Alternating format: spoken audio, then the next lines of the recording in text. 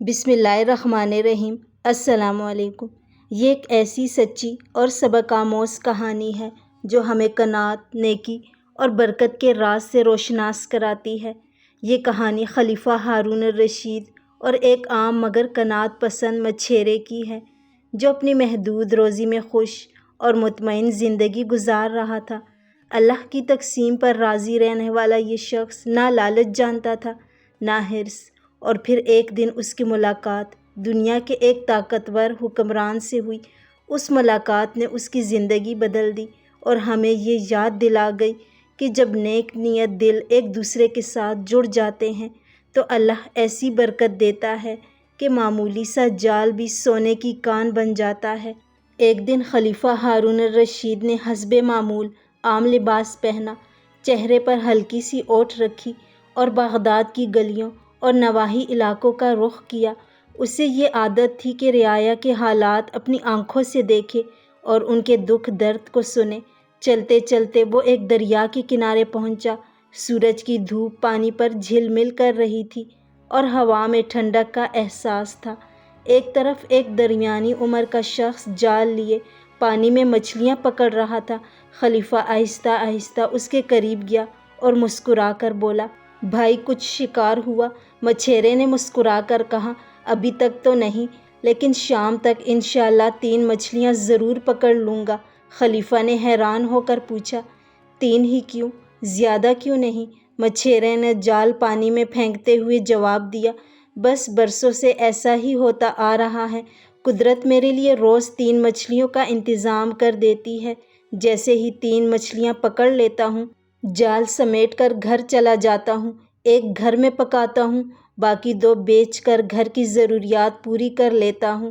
خلیفہ کو اس کی باتوں میں عجیب سی کشش محسوس ہوئی۔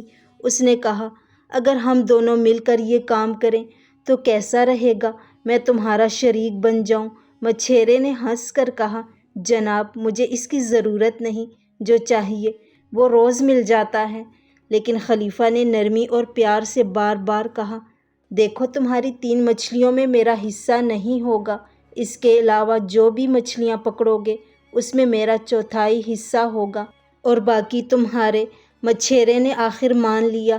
خلیفہ نے اپنی جیب سے کچھ سونے کے سکے نکالے اور کہا، یہ نئے جال اور ضروری سامان کے لیے ہیں، اور ہاں اگر میں نہ آ سکوں تو بغداد آ کر مجھ سے مل لینا، میرا نام ہارون الرشید ہے۔ یہ سن کر مچھیرے کی آنکھیں پھیل گئی، لیکن خلیفہ ہلکی سی مسکراہٹ کے ساتھ آگے بڑھ گیا۔ شراکت داری کے بعد عجیب کرشمہ ہوا، مچھلیاں پہلے سے زیادہ آنے لگیں۔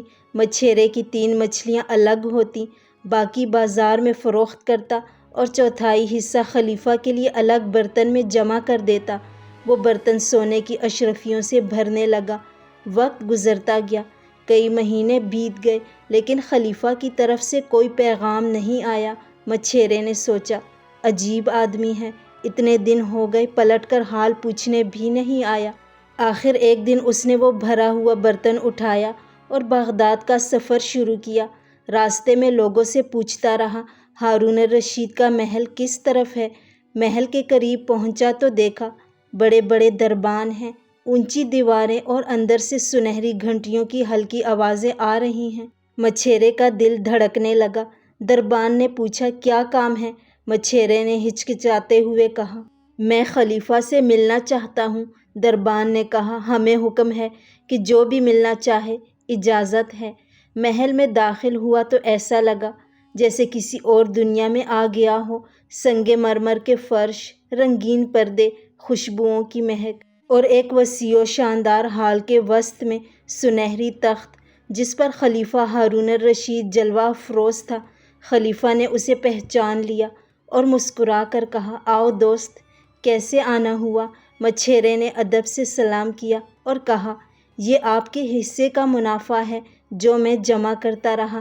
خلیفہ نے برتن کھول کر دیکھا، سونے کی اشرفیاں چمک اٹھی۔ وہ خوش ہو کر بولا، یہ سب تمہارا ہے، میں تمہیں انعام میں دیتا ہوں، ساتھ یہ کپڑے، کچھ مزید سکے اور کھانے پینے کا سامان بھی ساتھ لے جاؤ۔ پھر مسکرا کر کہا، جب میں نے تمہاری بات سنی تھی تو جان لیا تھا کہ قدرت نے تمہاری قسمت میں 3 مچھلیاں لکھی ہیں اور تم قناعت پسند انسان ہو۔ لیکن جب نیک نیت لوگ اپنی قسمت کا اشتراک کرتے ہیں تو برکت کئی گنا بڑھ جاتی ہے۔ یہ کہانی ہمیں ایک نہیں بلکہ کئی زندگی بدل دینے والے اصول سکھاتی ہے۔ سب سے پہلا سبق یہ ہے کہ قناعت انسان کی اصل دولت ہے۔ وہ مچھیرے کے پاس نہ بڑے گھر تھے، نہ سونے کے خزانے، نہ بڑی دکان یا کاروبار، لیکن اس کے پاس دل کا سکون تھا، جو دولت مند ترین لوگوں کے پاس بھی نہیں ہوتا۔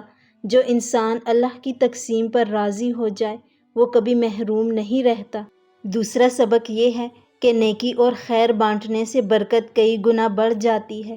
جب خلیفہ نے اپنی دولت اور نیت کو اس مچھیرے کے رزق کے ساتھ جوڑا تو اللہ نے مچھیرے کے جال میں پہلے سے زیادہ مچھلیاں ڈال دیں۔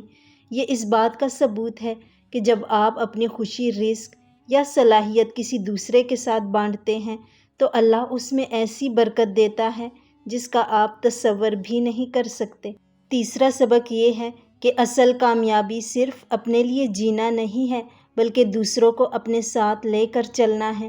اگر ہارون الرشید چاہتا تو وہ مچھیرے کو صرف نصیحت دے کر آگے بڑھ جاتا، لیکن اس نے عملی طور پر اس کی مدد کی، اسے شریک بنایا اور یوں ایک عام سا شخص خوشحالی کی راہ پر چل پڑا۔ چوتھا سبق یہ ہے کہ نیک نیت لوگوں کے ساتھ تعلق اور شراکت داری ہمیشہ فائدہ مند ثابت ہوتی ہے۔ اس میں صرف مالی فائدہ نہیں بلکہ دل کی خوشی اور دعا بھی شامل ہوتی ہے۔ مچھیرے نے خلیفہ کا حصہ امانت داری سے سنبھالا اور خلیفہ نے بدلے میں اسے وہ کچھ دے دیا جس کا وہ خواب بھی نہیں دیکھ سکتا تھا۔ اور آخر میں یہ کہانی ہمیں یہ سمجھاتی ہے کہ زندگی میں جتنی بھی دولت، طاقت یا اختیار ملے اسے اپنے تک محدود نہ رکھیں، کیونکہ اصل خوشی تب آتی ہے جب آپ کی وجہ سے کسی کی بہتر زندگی ہو، کسی کے چہرے پر مسکراہٹ آئے اور کوئی آپ کو دعا دے۔ نیکی کرنے والا کبھی گھاٹے میں نہیں رہتا، کیونکہ اللہ پاک نیکی کا بدلہ ہمیشہ بہترین انداز میں دیتا ہے، چاہے وہ دنیا میں ہو یا آخرت میں۔ اور اصل خوشی اس میں نہیں کہ آپ نے کتنی دولت جمع کی، بلکہ اصل خوشی اس وقت حاصل ہوتی ہے جب آپ کی وجہ سے کسی غریب کا چولہا جلتا ہے، کسی یتیم کے چہرے پر مسکراہٹ آتی ہے یا کسی بے سہارا کو سہارا ملتا ہے۔ یہی وہ نیکی ہے جو انسان کے جانے کے بعد بھی باقی رہتی ہے اور اس کے نامہ اعمال کو روشن کرتی رہتی ہے۔ نیکی کرنے والا کبھی گھاٹے میں نہیں رہتا، کیونکہ اللہ پاک کے وعدے کے مطابق جو لوگ اللہ کی راہ میں خرچ کرتے ہیں ان کا اجر 700 گنا تک بڑھا دیا جاتا ہے، اور اللہ جس کے لیے چاہے اس سے بھی زیادہ عطا فرماتا ہے۔ لہٰذا ہمیں چاہیے کہ لالچ اور حرص کو چھوڑ کر قناعت اور شکر گزاری کو اپنائیں۔